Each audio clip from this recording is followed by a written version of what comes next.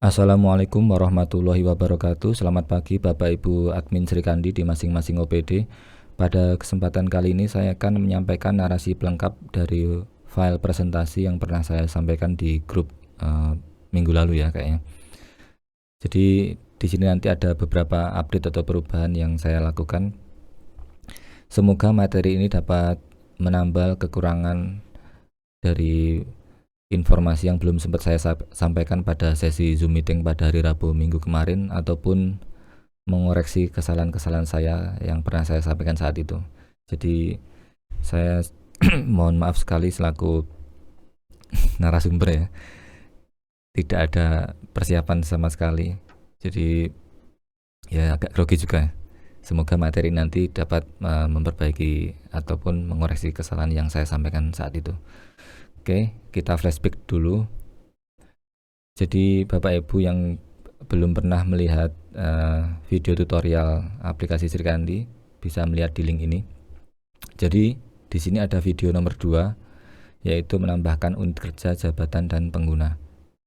Jadi kita dulu di awal-awal implementasi Sri Kandi sudah pernah membuat data unit kerja, jabatan, dan pengguna di masing-masing OPD kita.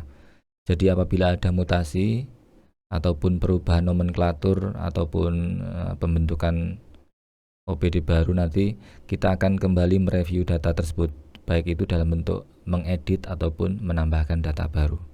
Jadi apabila Bapak Ibu belum pernah ataupun lupa, saya persilahkan untuk melihat kembali video nomor 2 ini ya. Oke, kita kembali ke presentasi, kita mulai. Oke, yang pertama kita lihat ada relasi antar data yang ada di Sri Kandi. Jadi kalau di slide kemarin tidak ada tanda panahnya, ini saya update ada tanda panahnya. Oke, kita selaku admin OPD pada saat login kita sudah terbiasa mengelola data unit kerja, jabatan, dan pengguna. Kemudian kalau kita login sebagai user ataupun TO, kita mengelola data-data naskah ini, baik itu penciptaan naskah keluar atau menerima naskah masuk atau menerima disposisi. Kemudian data-data ini saling berrelasi Bapak Ibu. Tanda panahnya ini menentukan data mana yang menjadi referensi atau acuan bagi data yang lain. Jadi data unit kerja menjadi referensi bagi data jabatan menjadi referensi bagi pengguna, dan data pengguna menjadi referensi bagi data naskah. Kemudian di masing-masing data ini ada kolom ID, ini yang saya beri warna merah ini. Jadi kolom ID ini unik, di-generate oleh sistem. Kemudian ada juga kolom referensi atau penghubung yang saya beri warna kuning ini. Jadi dua kolom ini, yang warna merah dan warna kuning ini, kalau kita login di layar, datanya tidak kelihatan Bapak Ibu. Yang bisa Bapak Ibu lihat hanya yang data yang biasa saja yang warna hitam ini.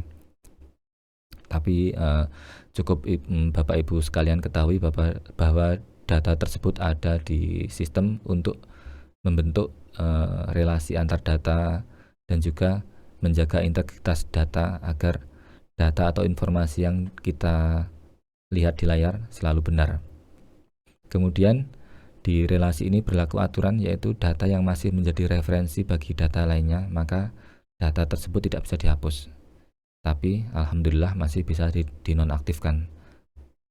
Oke, jadi apabila di dalam suatu unit kerja di dalamnya masih ada data jabatan, maka unit kerja ini tidak bisa dihapus.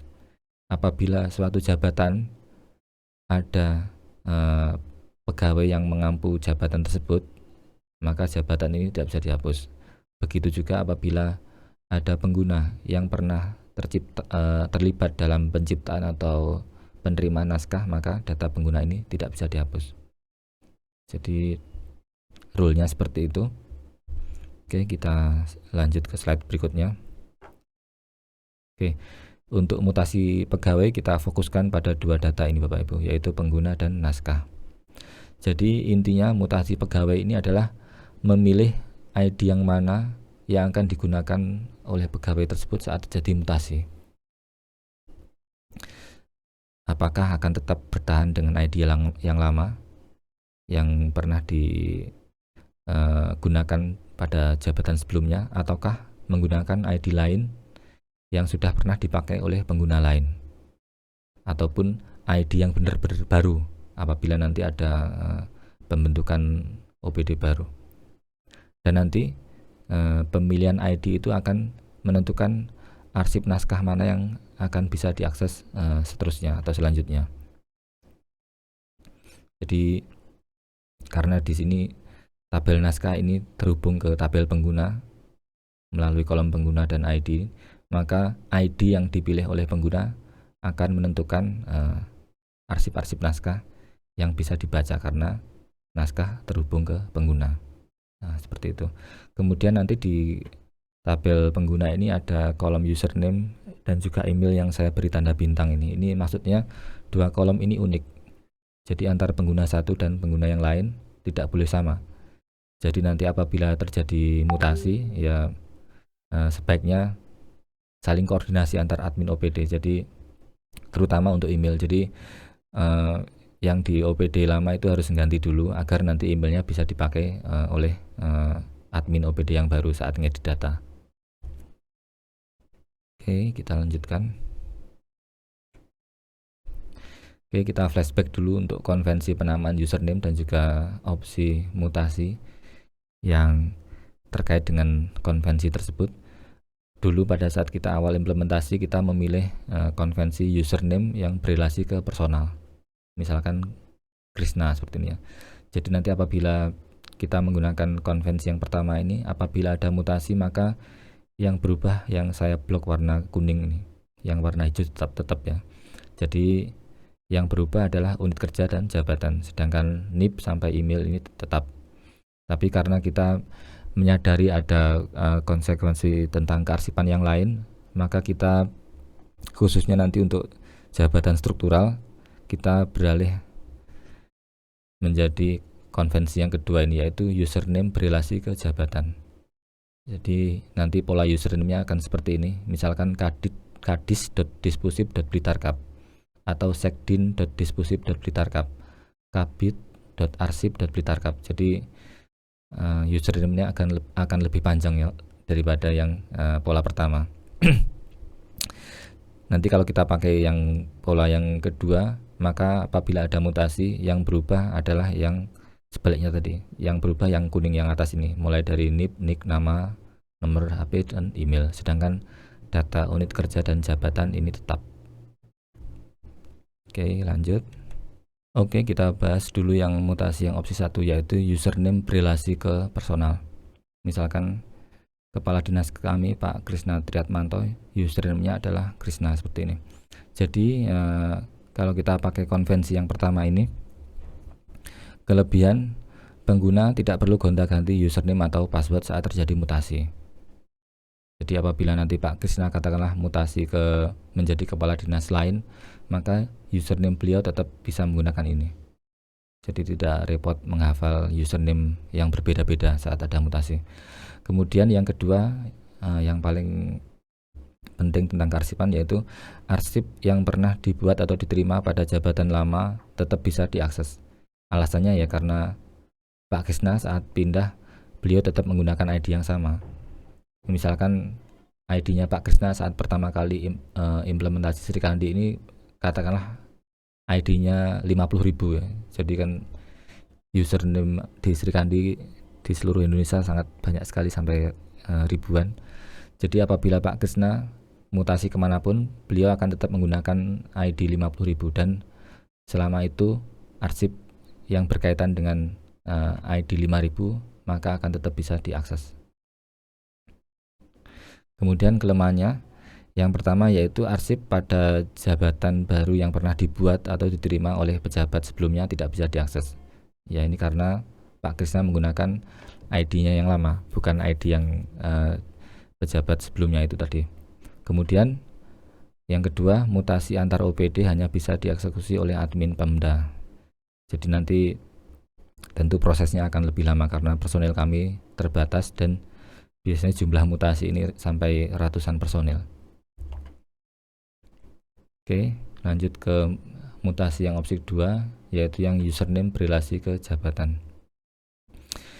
Kelebihan yang pertama yaitu arsip pada jabatan baru yang pernah dibuat atau diterima oleh pejabat sebelumnya tetap bisa diakses. Nah, ini karena sekarang Pak Krisna menggunakan ID yang pernah dipakai oleh pejabat sebelumnya. Jadi arsip yang pernah diciptakan sekarang bisa dibaca oleh Pak Krisna.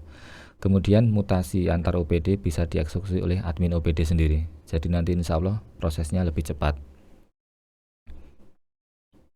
Kemudian kelemahan yang pertama yaitu pengguna harus membiasakan diri untuk gonta-ganti username dan juga password tentunya saat terjadi mutasi.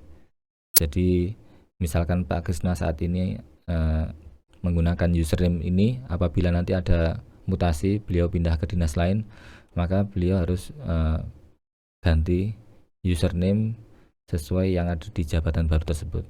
Jadi harus siap-siap gonta-ganti username dan passwordnya. Kemudian arsip yang pernah dibuat pada jabatan lama sudah tidak bisa diaksesnya. Jadi karena ID-nya sudah ID yang dipakai adalah ID lain.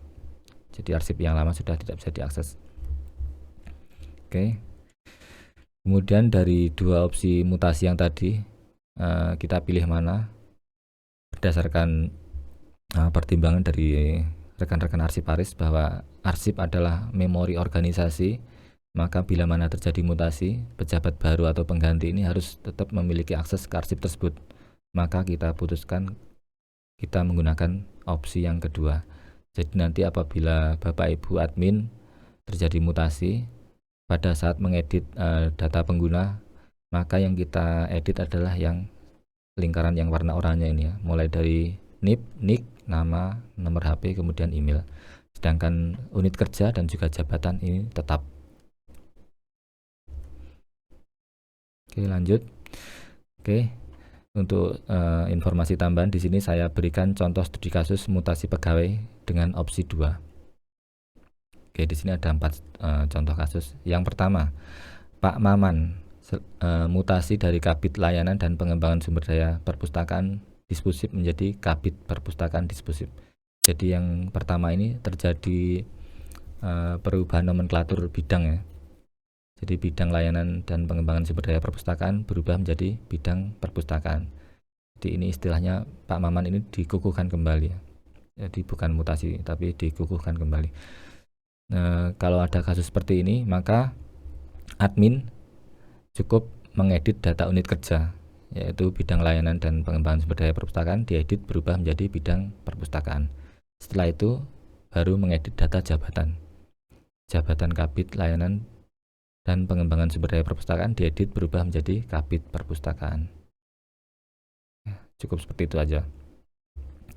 Kemudian yang kedua, ini yang mutasi yang pada umumnya ya. Pak Aris mutasi dari Sekretaris Dinas PUPR menjadi Sekretaris Dispusip.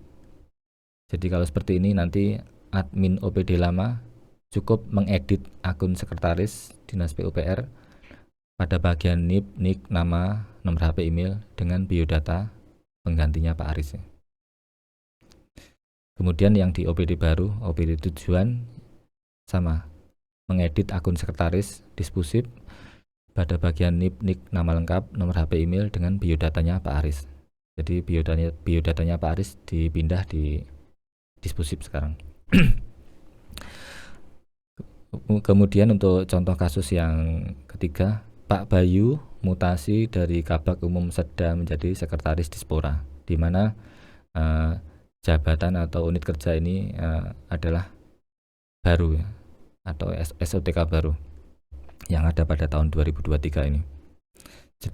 Jadi nanti apabila ada mutasi seperti ini, admin yang lama tetap yaitu mengedit akun Kabag Umum Seda pada bagian NIP, NIK, nama lengkap, nomor HP, email dengan biodata penggantinya Pak Bayu. Kemudian adminnya Dispora ini karena baru unit kerja dan jabatannya, maka harus membuat unit kerja dan jabatan dulu. Jadi membuat unit kerja sekretariat Dispora, kemudian membuat jabatan sekretaris Dispora. Setelah itu baru membuat akun baru dengan jabatan sekretaris Dispora dengan biodatanya Pak Bayu. Nah, jadi bedanya itu ada membuat data unit kerja dan jabatan dulu karena SOTK baru. Kemudian contoh kasus yang terakhir, Pak Nurholis mutasi dari Kabid Kepemudaan dan Olahraga Disparbudpora menjadi Kabid Olahraga Dispora, di mana ini jabatan atau unit kerjanya juga baru. Sedangkan unit kerja atau jabatan lama dihapus dari SOTK. Jadi nanti admin OPD lama akan menonaktifkan ya, mulai dari data unit kerja, jabatan, dan juga akun yang pernah dipakai oleh Pak Nurholis ini. Jadi semuanya dinonaktifkan agar tidak bisa dipakai oleh orang lain. Jadi di sini karena aturan relasi tadi, maka datanya tidak bisa dihapus secara total ya, hanya bisa dinonaktifkan saja. Kemudian untuk admin OPD tujuan sama perlakuannya seperti Pak Bayu tadi. Yang pertama harus membuat unit kerja dan jabatannya dulu. Jadi membuat unit kerja bidang olahraga, kemudian membuat jabatan kepala bidang olahraga. Setelah itu baru membuat akun baru dengan jabatan Kabid Olahraga dengan biodata dari Pak Nurholis. Oke, kira-kira studi kasus yang saya sampaikan ini sudah mewakili mutasi yang awal Januari kemarin Bapak Ibu. Oke. Selanjutnya ini sebenarnya ya harusnya sesi praktikum atau video tutorial. Tapi ternyata pagi ini website Srikandi Layan tidak bisa diakses. Jadi saya nggak berani praktek di website Srikandi yang live karena takutnya datanya kacau, sudah berubah. Oke, jadi semoga slide presentasi yang saya berikan bisa menambah wawasan Bapak Ibu apabila ada mutasi. Jadi apa yang harus dilakukan? Ya contohnya seperti ini tadi. Oke, mohon maaf apabila dalam penyampaian saya ada kekurangan. Terima kasih. Assalamualaikum warahmatullahi wabarakatuh.